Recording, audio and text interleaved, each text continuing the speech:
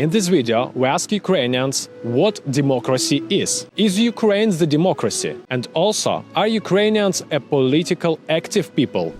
Демократія. Що це таке? Демократія, звичайне визначення, це те, коли в державі є виборне право, коли самі громадяни держави можуть вибирати собі кандидатів, ці кандидати просовуються далі і потрапляють у владу.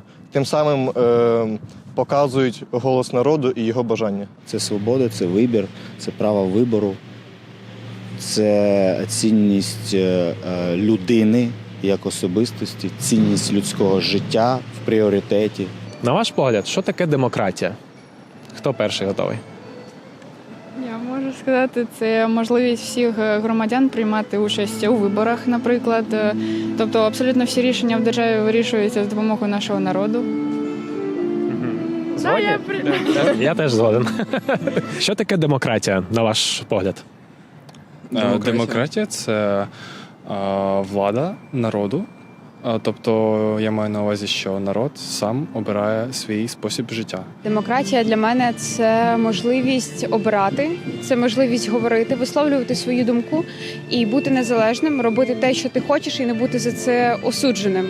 А якщо ми говоримо це в контексті країни, то це, напевно, можливість народу, тому що держава – це взагалі народу говорити, обирати і творити саму державу. Демократія, на ваш погляд, що це таке? Це можливість саме через діалог, через суспільний діалог вирішити якусь проблемку.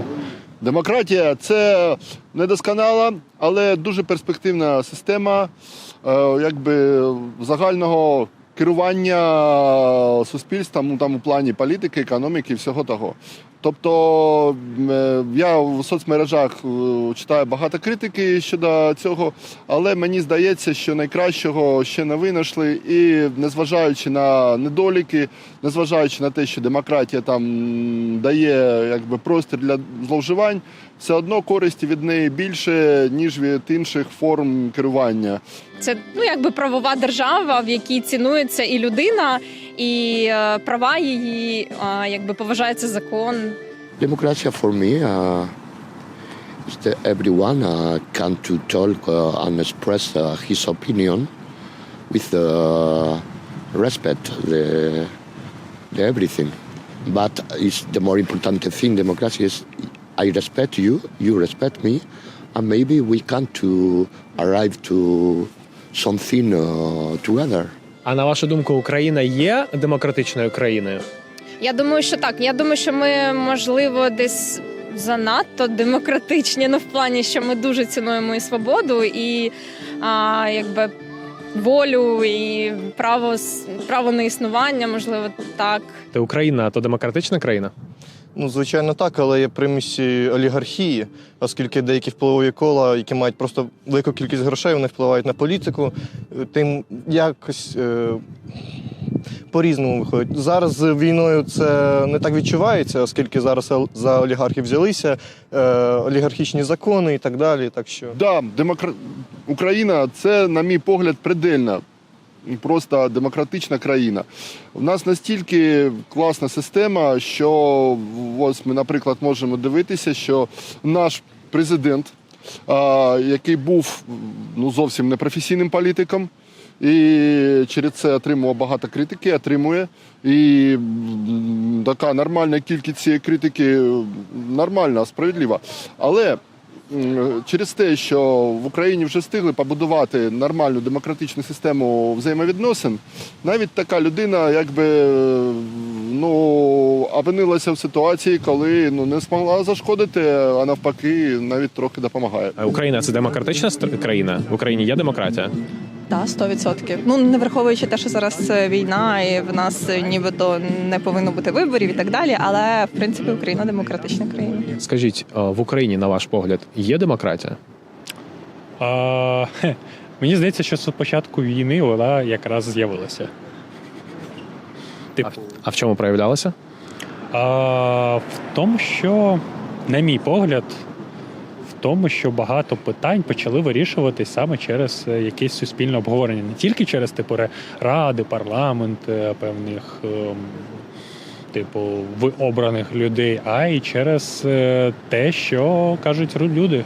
Ну, мені здається, що на початку, ну, до повномасштабної війни, я думаю, що вона була точно така демократична. Я б навіть назвав її такою анарходемократичною. А зараз, оскільки військовий час, то вона більш така, як централізована. Чи є Україна демократичною країною?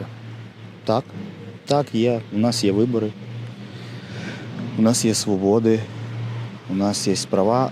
Бо демократія, вона відрізняється, наприклад, американська демократія там, від європейської демократії, від української демократії. Але я вважаю, що в Україні є демократія. Вона недосконала, наприклад, якщо її порівнювати там, з західними демократіями, там, можливо, є нюанси. Вона молода ще, там, не така поважна пані, як в Америці, наприклад. Да? Але вона існує. Ви згодні? Ну, в цілому згоден так. Єдиний нюанс, що треба в усіх аспектах відірватись від совка нарешті, бо якраз совок трохи тягне за собою якісь негативні моменти. От на емоції аж пруть при слові совок, бо це те, що зіпсувало нам життя і відняло від багато років, і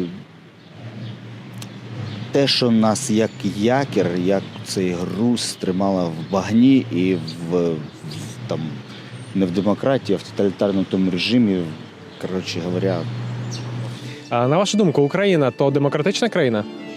На мою думку, демократична, але можна було б краще, можна було б більше. А скажіть, що добре вже зараз, а що ще треба зробити, щоб було ще краще? Я вважаю добрим те, що люди можуть висловлювати свою думку. От ми пройшли буквально десь хвилин 40 назад з Майдану Незалежності, і для мене це дуже круто, що люди виходять, вони висловлюють свою думку. Біля них збираються інші люди, і таким чином вони отримують якусь нову інформацію або інформацію, яка має бути важлива і донесена до кожного. Я вважаю, що це добре. А покращити можна було б, наприклад, діяльність наших депутатів. Це по-перше, тому що, наприклад, ми знаємо недавню ситуацію, наприклад, з закриттям декларацій, і, це не зовсім демократично. Це потрібно міняти. А що з декларації? Декларації про користування майном у депутатів, наскільки я розумію, декларації про їх майно. Щоб вони всім показали? Так, свої заробітки, свої статки, і щоб не закривати декларації, щоб люди могли спостерігати за цим. Це прояв недемократії. А зараз це відмінили? Вони... Так, президент наклав вето і, все відкрито. Це зараз дуже добре. Я думаю, що нам є до чого рости. Тобто вони хотіли це зробити, але не зробити так, але не зробили. Це дуже круто. Добре. Дуже рада. Люди підписали петицію. Буквально за декілька днів люди підписали і зібрали потрібну кількість голосів. І завдяки саме людям, які були в контексті в темі цієї ситуації, вони зробили так, щоб на цей то це спрацював цей механізм, що те, що ми підписуємо петиції, я бачив багато в електронному цьому, да? Так. І це доходить до Офісу президента. Так, це доходить до Офісу президента. Президент може це моніторити. І я думаю, що, в принципі, завдяки тому, що ми набрали необхідну кількість голосів на цю декларацію, дозволило, президенту зрозуміти, що, добре, треба щось з цим робити, так, ребята. Це прояв прямої такої демократії. Так, я думаю, що це дуже добре. Але я ж кажу, нам є до чого рости, і я сподіваюся, що виростемо колись. А на ваш погляд, українці є політично активними громадянами? Я думаю, що українці є політично активними громадянами тоді, коли дуже вони знаходяться в якомусь, в таких умовах, коли є паніка, коли є стрес, от тоді вони, дуже активно. Коли припече. Коли припече, вони починають, групуватися і так, вони дуже хочуть допомагати, хочуть робити щось від себе додати. Да? А коли все спокійно, то всі живуть своїм життям. До повномасштабного вторгнення я б так не сказала. Перший рік були, мені здається, дуже активні. А в чому ось вона проявлялась, ця активність? Можете якісь приклади розказати, що люди робили? Так, це постійно 24/7 волонтерили дуже багато людей, дуже багато моїх знайомих, друзів в кожному місті, селі. Це навіть ті громадяни, які були на той момент за кордоном, постійні мітинги проводили і ініціювали. Це класно було. Якось відчувалась єдність.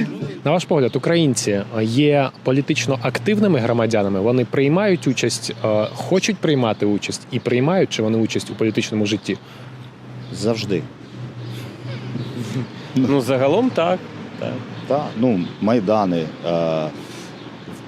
Зараз відбуваються різні акції там на підтримку наших Збройних сил. А як ви вважаєте, українці то політично активні громадяни?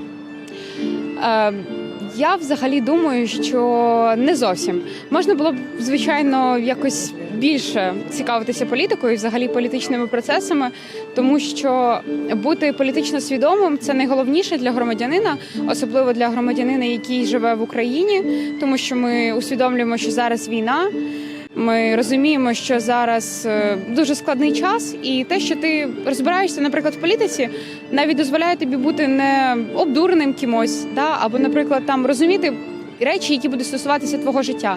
Тому що бути не в контексті політики, то означає бути не в контексті свого власного життя. Тому що, на жаль, ми не сидимо в Верховній Раді і не приймаємо рішення, їх приймають ті, кого ми обрали, і якщо ми за ними не слідкуємо, ми не слідкуємо за власним життям.